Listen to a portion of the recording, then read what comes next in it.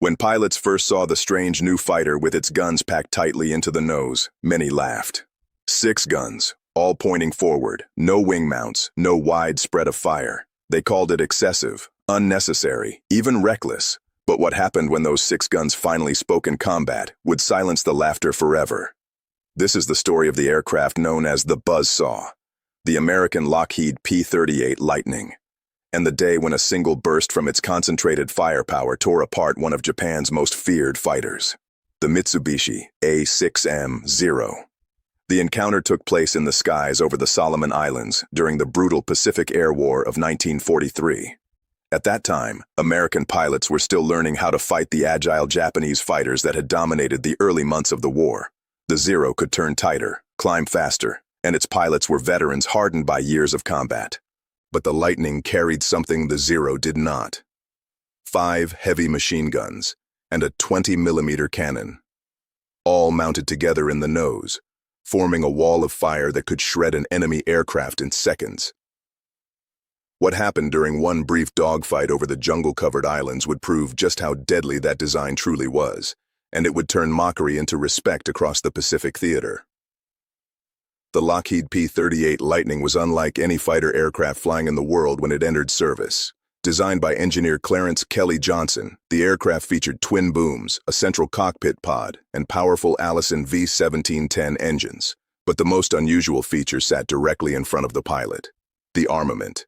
Instead of mounting guns in the wings like most fighters, the P-38 carried all its weapons in the nose: 4 50-caliber Browning M2 machine guns, 1 additional 50-caliber gun, and a single 20-millimeter Hispano cannon. Together, they could fire more than 4,000 rounds per minute. The concentrated stream of bullets gave the aircraft a unique advantage. Wing-mounted guns required convergence, meaning the streams of fire crossed at a certain distance, but the Lightning's guns fired straight ahead in a tight cluster. At 300 yards or even 1,000 yards, the fire remained concentrated. In theory, this meant devastating accuracy. In practice, many pilots were skeptical. Some fighter pilots joked that the P-38 was overarmed. Others questioned the wisdom of putting so many guns together. If something malfunctioned, they feared the pilot might lose most of his firepower at once. And in the early months of deployment, the Lightning faced criticism. The aircraft was large compared to other fighters. It was heavier. And against nimble Japanese fighters, many pilots worried it might be too slow to react. But the Pacific theater demanded a long-range fighter. The vast distances between islands required endurance that smaller aircraft simply could not provide. By 1943, squadrons of P-38s were operating across the South Pacific, escorting bombers and hunting Japanese aircraft. Among them was a young pilot assigned to the 339th Fighter Squadron, part of the 347th Fighter Group. A lieutenant who had heard the jokes about the Lightning's guns, and who would soon discover exactly what they were capable of. The mission began shortly after sunrise. The date was July 1943. Weather conditions over the Solomon Islands were typical for the region: humid air, scattered clouds, and visibility that shifted with drifting tropical haze. At 0700 hours, 4 P-38 Lightnings lifted off from Henderson Field on Guadalcanal. Their assignment was routine: combat air patrol. Japanese aircraft frequently attempted reconnaissance flights over Allied positions. Sometimes they came alone. Other times they arrived in groups, escorting bombers targeting the growing American airfields. The P-38 pilots climbed steadily to 15,000 feet, their twin engines humming through the warm Pacific air. Below them stretched miles of jungle-covered islands, an endless blue ocean.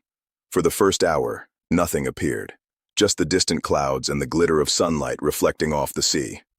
But at 0820 hours, the radio crackled. A ground radar station had detected incoming aircraft, bearing northwest, altitude approximately 18,000 feet. Speed suggested fighters.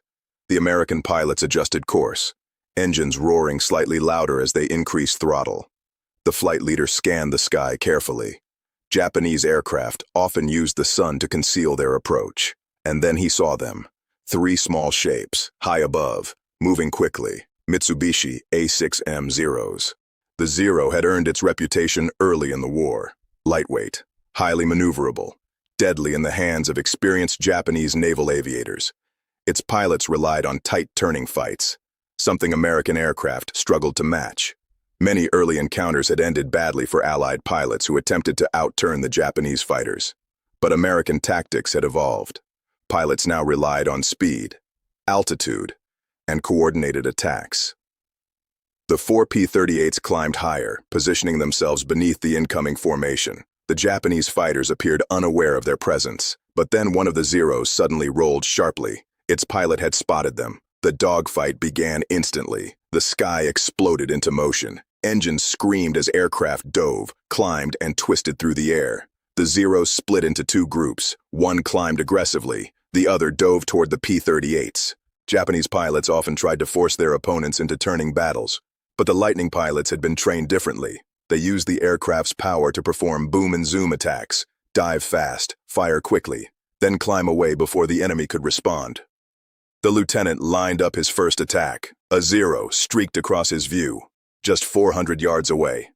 He pressed the trigger. For the first time in combat, the 6 guns in the Lightning's nose roared together.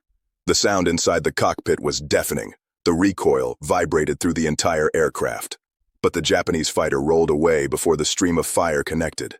The lieutenant pulled up sharply. Another Zero flashed past his wing. The sky was now a chaotic swirl of twisting aircraft. By 0827 hours, the dogfight had spread across several miles of sky. And then the moment came. One of the Zeros broke through the American formation. The Japanese pilot had positioned himself directly behind the lieutenant's aircraft. The situation was suddenly critical. The lieutenant glanced behind him. The enemy fighter was closing fast. Distance shrinking. 600 yards, 500 yards. Tracer rounds streaked past the Lightning's wing. The lieutenant shoved the throttle forward and dove. The twin Allison engines howled as the P-38 accelerated downward. Speed climbed past 350 miles per hour. But the Zero stayed close. The American pilot realized he had only seconds. He could not outturn the Zero. If he tried, the lighter Japanese fighter would gain the advantage instantly. Instead, he chose a different tactic. He pulled the aircraft into a steep climb. The maneuver forced the Zero to follow upward. For a moment, both fighters clawed toward the sky, engines straining. Altitude passed 18,000 feet. The Zero was still there, just behind him, still firing.